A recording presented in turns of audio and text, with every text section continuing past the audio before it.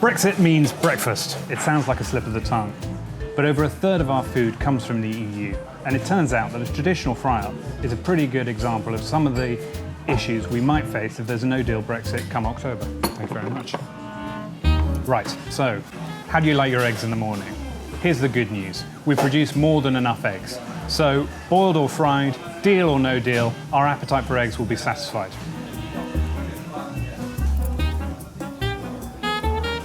That's good, actually. Same is true for bread. If we have a particularly bad wheat harvest, we might import from France or from Germany, but on the whole, we'll be fine. Fruit and veg is another matter entirely.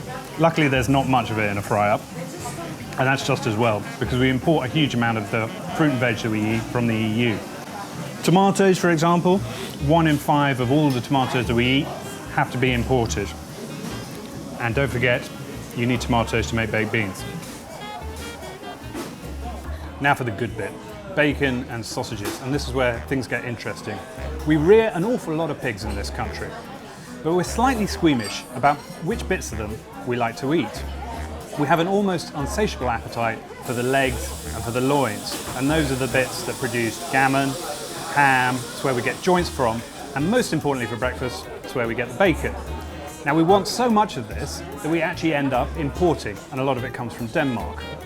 On the other hand, the slightly fattier cuts, the bellies and the shoulders, we don't eat so much of. And the shoulders are what go into making, for example, premium sausages. And because we don't eat all of the bellies and the shoulders that we produce, they end up getting exported.